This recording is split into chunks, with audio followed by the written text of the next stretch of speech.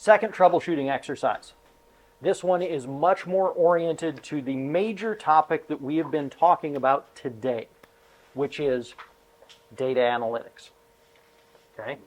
Using data to discover what's happening in a system and to discover what's wrong with a system. Okay? So, quick show of hands. Who in here is familiar with VAV air handler systems, variable air volume? A little bit? Okay. We're going to take 90 miles an hour at 30,000 feet to go over the idea. Okay? I'm not even going to draw on the board. But if you need a drawing later, we can definitely catch you up in your groups. We will be working in the same groups we were working with yesterday. Brand? No. I was right, Brandon. Okay. Brandon, I'm going to have you work with Keith Otten and his group. Okay? Well, don't listen to him. Anyway, so variable volume air systems are based on the idea of controlling a zone. For those of you familiar with residential zoning systems, it's really not that dissimilar. Okay? When we need to cool off this space, what are we going to do? Well, we've got to sense the temperature. That's all a continual exercise. But when we decide we need to cool this space off, we are going to we're going to put in more, we're going to blow cold air in, right? Okay. When it's okay in the space, we want to blow less air. I like that. That's a good way to phrase it, because we never want to stop blowing air into a space like this, right? Because that's how we get unhealthy buildings. Okay? I'm talking about the people in the buildings, not the health of the building itself. Right. So what do we do when we want to warm it up in here? Bring on a reheat coil in the VAV box. If it has one. Simpler. Back it off. Simple. Blow hot air. We're going to blow hot air, right? Well, we already determined we have the ability to control our airflow. We have a damper. And in our situation, we have the ability to reheat that air. So at the point of use, we have hot water coils for most of our VAV boxes. In the lab, we have 2 units that use electric reheat, but they operate the same way. So we open the damper, we blow a certain quantity of air into the space, and we heat that air up to a certain temperature. Okay? From a super simplistic standpoint, that's a VAV. That's what controls this space. That's what controls the lab. That's what you're going to be working on today. Okay? Now, behind that, we obviously have to have some additional support equipment, right? The majority of VAV boxes that are installed today do not have an ability to move their own air. They rely on an air handler to supply that air back in the background. Okay? That air handler typically has the ability to do things like bring in fresh air, relieve excess air within the building or dirty air from within the building, and reheat or cool the air as needed to provide the main system what it needs to take care of all of its zones. Okay? By default here, we run cold air coming out of our air handlers so that we always have cooling ability. That's a common thing when you have reheat coil capabilities. Of course, we can look at temperature resets like we talked about this morning, but from a simplistic standpoint, base systems for reliability, if you need super reliable, you blow cold air all the time and let the zones handle the reheat. Okay? I'm not saying it's the most energy efficient way, but there are thousands of systems across the US that's exactly the way they still work. They may be 20, 30 years old doing that, but I won't point fingers at any engineers in town that still design systems that way, but there are a couple. Anyway, make sense? Questions? Okay. So today you'll be working on the VAV systems and the air handler itself. Let's talk about access. Okay? And what we have. And this part I will draw a little bit. Am I okay to erase everything that's up here? Anybody who wants notes off this has them? I've got it, Robert, so I can give me an answer. I can give it to him. God, you scared me, Ted. I got to be of some value here.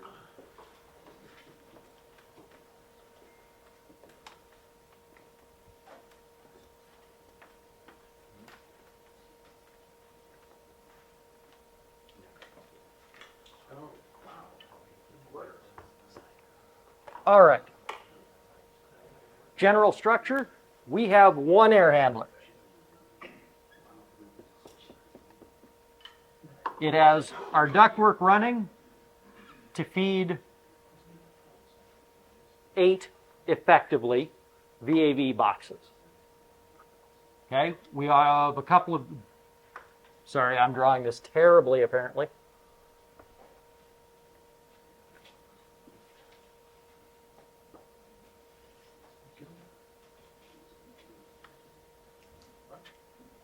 We have 3 stacks of VAV boxes.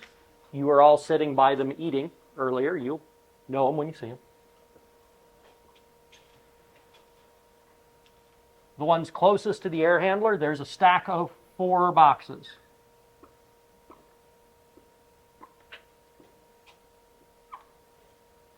We are only using the middle 2. Top and bottom are inactive for this exercise. Okay? Not that they don't work, they're just staged reheat. And so I didn't want to have that conversation today. Just keeping everything the same. Okay? Our other 2 stacks have 3 boxes apiece. All the VAVs are numbered. Okay? This stack is the closest to the coffee. This stack is closest to the air handler. 1, 2, 3, 4, 5, 6, 7, and 8. Okay? Making sense so far? Each of our VAVs has its own individual controller. The air handler has its own controller. Okay? You are not working on an individual device today. You are working on the entirety of the system. Each group will be accessing one BAS View 3 by Contemporary Controls that we worked on for those of you who were here last year. That's what we did our workshop on. Okay? They're all set up. We're pulling data out of the individual controllers on all 9 of our pieces of equipment up into the BAS View. Okay? That should be your major touch point for looking at the system. I'm not going to say it's the only touch point, but it should be the major one. Okay? Access. Yesterday you were connecting to HVAC BAS and then a number wireless access point, right? Today everybody connects to the same one. So let's try and limit to 1 computer per group to start with and see how the system deals with it. It's just a residential wireless router, so I can't make promises that it's going to be able to deal with 25 computers connected to it at once. Okay? But we are going to be connecting to HVAC, BAS, core. I know, I'm really inventive with my naming schemes, aren't I? Okay? There is no password to access this one. It's just an open network. Okay? You will access your contemporary controls, BassView 3, at 192.168.10.4x. So if you're group 1, you're going to be at address, Keith? 41. 41. Russ, you are group 6? 5? 5. Okay? So you're going to be accessing at 45. Okay? For the Bass View, how do we get to the Bass View? What program do we use? Who remembers? You don't get to talk. Neither does Jenny. Log into the browser. It's a web browser. So whatever your favorite web browser is, jump on in, head to that address. Okay? What's that? Ask Jeeves. There you go. That is not a web browser. Nice try. There you go. Now you're talking. Okay? Doesn't matter what kind of computer you've got. Windows, Mac, Android. You can get to it on your phone if you want. I mean, I don't think I would, but if you want to, you're welcome. Okay? Once you get in, you have your navigation tree on the far left side that tells you you're in a BACnet network. Click on that. You'll see your individual pieces of equipment. Click on whatever piece of equipment you want to look at first. Underneath that, you will find all of your trend logs, all of the data points, and you will find a graphic. Okay, so we have an individual graphic for each of our boxes and a graphic for the air handler. Okay. Logs have been running since Monday, when we got the last 3 Bass views set up. Okay. What am I forgetting?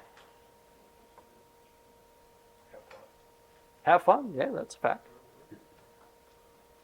What's Oh. their complaint? What are we looking for? Great question. I don't know. This is, Candy's out, huh? you probably should, Ted. There we go. So, the real answer to that is your building had an energy audit done, and they're calling you in to deal with investigating the BAS system for deficiencies and opportunities.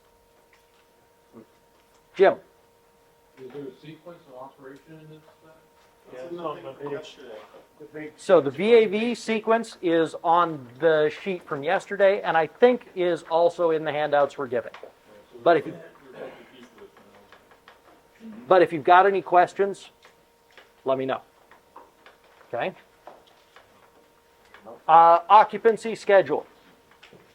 For the purposes of this workshop, so that we could see the occupancy turning on and off with some usefulness. For those of you who had to put up with that over lunch, I'm sorry. For occupancy, we are on a 2 hours on, 2 hours off schedule, just so that we can see things turning on and off. Okay? Each one of your Bass View have the same schedule in it, but they are all individual schedules. So if we need to change what the schedule is for what you're working on, you will need to work with the other groups so that everybody makes the same change to the schedule. Otherwise, things are going to get really messy. It's like a bunch of different BAS companies, yes. Okay. Other questions?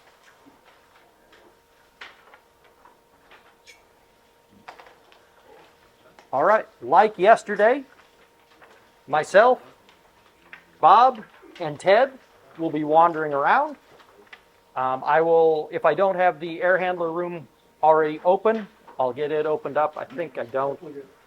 Do please forgive my mess in the air handler room. Schedule was real tight, and I wanted to get the functional side done for you folks. So. Questions? If you need to know who your group was again, I do still have the notes in the other lab. But you should be able to remember that from yesterday. Same group number. Same group number. If you need to access any of the controllers individually on CPT, let me know. I'll give you the IP address.